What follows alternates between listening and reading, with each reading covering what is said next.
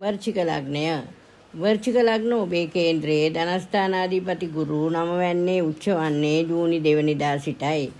එතෙන් සිට ඔබට ඊටා සුබඵල උදා කරන අවුරුද්දක් වේවි. බලවත් ගුරු විසින් ලග්නය දැකීමෙන් දැඩි ආත්ම ශක්තියක් ඇති වෙනවා. කරන කියන වැඩවල ලොකු ප්‍රතිඵලයක් ගන්න පුළුවන් වේවි. සෙනසුරු 5 සිට අධ්‍යාපන බාධක ඇති කළත් ගුරුට පහ පෙනීමෙන් එම බාධක ඉවත් වී යනවා. 3 වෙනි රාශියටත් ගුරුගේ බැල්ම වැටීමෙන් වැඩ කිරීමේ හැකියාව හා ආශාව ඇති වෙනවා. අධ්‍යාපන මෙන්ම රැකියා කටයුතු වලද විශේෂ දියුණුවක් ඇති කරන වර්ෂයක්. නඩුහබ ආදියෙන් පෙළුණු අයට ඒවායේ ජයග්‍රහණය ලබා ගැනීමට හැකියවීම සිතට මහත් සහනයක්. විවාහ මංගල්‍ය කටයුතු වලටද හොඳ වර්ෂයක් බැව් කිව යුතුව තිබෙනවා. රාහු කේතු 4-10 රාශි වල සිටියේදී උදාවන අවුරුද්දේ විදේශ ගමන් විදේශ ආයෝජන ඇතිවීමට හේතු වෙනවා. අලුත් ව්‍යාපාර ආරම්භ කිරීමටත් හොඳ දියුණුවක් ලබාගත හැකි වන අතර පවත්වාගෙන යන ව්‍යාපාර හා වගා කටයුතු වලද දියුණුවක්ද ඇති වෙයි. රෝග පීඩාවන්ගෙන් පෙළුණු අයට සම්පූර්ණ සුවය ලබාගත හැකි වෙනවා. දද කුෂ්ඨ ආදියෙන් පෙළේ නම් සුළු කරදර ඇතිවීමට පුළුවන්. සිකුරු ගුරු බුධ මහ දශාවන් අතුරු දශාවන් ගත කරන වර්චික ලග්න හිමියන්ට ඊටාම යහපත් කාලයක්. රාහු මහ දශාව ගත කරන්නේ නම් විශේෂයෙන් විදේශගත වීමට පුළුවන්. ධනු ලග්නය. ධනු ලග්නයේ ත්‍රිග්‍රහ යෝගයේකි. එඩිතරව ක්‍රියාශීලී බවින් යුතුව වැඩ කරන වසරක් වෙනවා. ලග්නාධිපති ගුරු ලග්නය දකිමින් ගමන් කරන්නේ වසරේ මුල් මාස 2 තුල පමණි. ඒ කාලය තුල ආදායම් මාර්ගද සරුවන්නේ අයස්ථානයට සුබ ග්‍රහයන් දෘෂ්ටි හෙළන නිසායි. වසරේ වැඩි කාලයක් ගුරු 8 ගමන් ගන්නා නමුදු උච්ච බලයෙන් වීම නිසා එහි දෝෂයක් නැත. එම ගුරුට ධනස්ථානයේ පෙනීම මුදලක් තැන්පත් කරගන්නා අවස්ථාවක් උදා කර දෙනවා. සෙනසුරුට 10 පෙනීමෙන් මුළු වසර පුරාම රැකියා කටයුතු අවුල් කරන ස්වභාවයක් දක්නට තිබෙනවා. විද්‍යාස්ථානයේ රවි උච්ච වීමෙන් වසරේ මුල් මාසය තුල එනම් අප්‍රේල් 14 මැයි 14 අතර කාලයේ උසස් අධ්‍යාපනයේ යෙදුණු අයට සාර්ථක ප්‍රතිඵල ලැබෙනවා. අලුත් අධ්‍යාපනයක් ආරම්භ කිරීමට මේ මාසයේ ඉතා වැදගත්.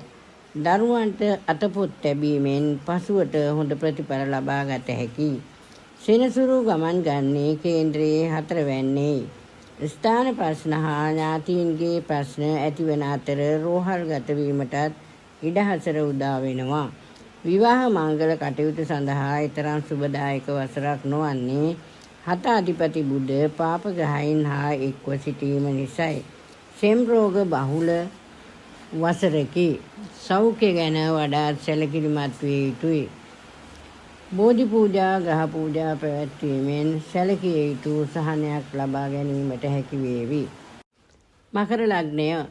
අවුරුද්ද උදාවන විට මකර ලග්නයේ 4 වෙනි කේන්ද්‍රස්ථානයේ උච්ච රවි සමග සිකුරු ග්‍රහයා සැරිසරයි. ඒ නිසා ගෙවල් ඉඩම් වාහන ගැනීමේ අවස්ථාව ලැබේ. ජූනි මාසයේදී සුරගුරු 7 බලවත් වීමෙන් අවුල් වී ගිය ප්‍රේම සම්බන්ධතා හා යුග දිවි නැවත යථා තත්වයට පත්වේ. අලුත් ප්‍රේම සම්බන්ධතා ඇති කර ගන්නා අතර හොඳින් සිතා බලා එම තීරණ ගැනීම නිසා කරදර ඇතිවන්නේ නැහැ. මකර ලග්නයේ ලග්නාධිපති සෙනසුරු 3 වැන්නේ ගමන් කරන වසර පුරා අධික ලෙස වැඩ කටයුතු වල යෙදීමට සිදු වෙනවා. 10 අධිපති සිකුරු වෘෂභ රාශියේ ස්වක්ෂේත්‍ර බලයෙන් සිටීමෙන් අප්‍රේල් මැයි මාසය තුල ව්‍යාපාර දියුණු වීමේ අවස්ථා ලැබෙනවා. රාහු ගමන් ගන්නේ දෙවැනි ධනස්ථානයේ වීම අධික ලෙස මුදල් වැය වීමට හේතුවක් වෙනවා. ඒත් කේතු 8 සිටීම හැමේ රෝග ඇතිවීමට හේතු වෙනවා. ශරීර සෞඛ්‍ය ගැන සැලකිලිමත් වීම හොඳයි. අනුන්ගේ ප්‍රශ්න වලට අත දැමීමෙන් පාඩු හා අපවාද සිදුවිය හැකියි. අධ්‍යාපන කටයුතු ගැන කිව යුතු තරම් වෙනසක් ඇතිවන්නේ නැහැ. අලුත් රැකියා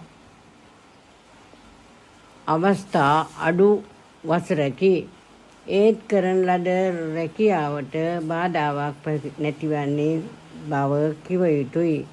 ජූනි මාසයේ සිට මංගල කටයුතු වල සාර්ථක බවක් දක්නට ලැබෙනවා. ගෙවල් තැනීමට ආරම්භ කරන්නේ නම් ඉතා ඉක්මනට ගේ සාදා ගැනීමට හැකි වේවි. කුම්භ ලග්නය. කුම්භ ලග්නයේ 3 වෙනි වික්‍රමස්ථානයේ රවි උච්ච වෙද්දී වසර උදා වෙනවා. වැඩ කිරීමේ හැකියාව හා ආශාව වැඩි කරන වසරක්. වසර ආරම්භයේ ගුරු ගමන් කරන්නේ 5 වෙනි විද්‍යාස්ථානයේ නිසා අධ්‍යාපන කටයුතු වල විශේෂ දියුණුවක් ඇතිවීමට පුළුවන්. තරග විභාග වලින් ජය ලැබීමට විශේෂ හේතුවක් වන්නේ රාහු ලග්නගතව හැසිරෙන නිසයි. දුර බැහැර හා විදේශ අධ්‍යාපනයටද සූදානම් වීමට පුළුවන්. වන්දනා ගමන්වල වැඩිපුර යෙදෙන වර්ෂයක්. වසර ආරම්භයේ ලග්නය අරා කාල සර්ප යෝගයක්ද උදා වීමෙන් වරින් වර කරදර මතුවීමට පුළුවන්. විවාහ මංගල කටයුතු වලදී රැවටීම් වලට හසු වීමටද ඉඩකඩ බොහොමයක් ඇත. ශරීර සෞඛ්‍ය ගැන ඊතරම් සතුටු වීමට බැරි අවස්ථාද යෙදී. දෙවැනි ධනස්ථානයේ සෙනසුරු ගමන් ගැනීම තැන්පතු ෂේ වීමට හේතුවක් වෙනවා. මුදල් අපතේ යන අවස්ථා රැක ගැනීමට ගෙවල් දොරවල් සෑදීමට පටන් ගැනීම හොඳයි. නඩුහබ වේ නම් ඒවායින් ජය ලැබීමටද අවස්ථා හා කාරණා යෙදෙන අතර සතුරු පීඩාවන්ගෙන් මිදීමටද පුළුවන්. මීන ලග්නය. මීන රාශියේ සෙනසුරු පුරා වසර පුරාම ගමන් ගැනීම සිතට වද දීමට හේතුවක්. ඔළුවේ අසනීප වරින් වර ඇතිවේ. බොහෝ වේලාවන්හිදී අමතක වීමටද පුළුවන්. සිතේ ධෛර්යය අඩුවේ. වසර මුල් කාලයේ ගුරු 4 වැන්නේ ගමන් කළත් ජූනි 2 වෙනිදා ගුරු උච්චව විද්‍යාස්ථානයේ අරා ගමන් ගැනීමෙන් උසස් අධ්‍යාපනයකට හේතු වෙනවා. විදේශ අධ්‍යාපනයකටද හොඳයි. තරග විභාග වලින් මෙන්ම වෙනත් තරග වලින් කැපී පෙනෙන ජයක් ලබා ගැනීමට පුළුවන්. මීනයේ 10 අධිපතියාද සුර ගුරු වන අතර ගුරු බලවත් වීමෙන් රැකියා දියුණුව ඇති කරවයි. අලුත් රැකියා ලැබීමටද හේතු වෙනවා. රාහු 12 ගමන් ගැනීමෙන් විදේශ ගමන් හා දුර බැහැර ගමන් යෙදෙනවා. ඒත් කේතු 6 සිටීම හැමේ රෝග ඇතිවීමට හේතුවක්. බඩේ පපුවේ අසනීපද හදිසියේ ඇතිවුවත් ඒවා හෘදයාබාධ වන්නේ නැත. බොරුවට බය වීමට පුළුවන්. ලෙඩක් නැතත් ලෙඩක් වෙන්නවන කාලයකි. විවාහ කටයුතු සඳහා සුබදායක වසරක් නොවේ. රැවටීම් වලට හසු වෙන නිසාය. ප්‍රේම සබඳතා පටන් ගන්නේ නම් හොඳට සොයා බලා බුද්ධිමත්ව තීරණ ගැනීම හොඳයි. සෙනසුරු 7 දැකීම නිසා අඹුසැමි ප්‍රශ්න දෙීමටයි. අඹුසැමි සබඳතා අත්හිටු වීමටද සිදුවන්නේ ඔවුනොවුන්ගේ නොරිස්සුම් ගතියසයි.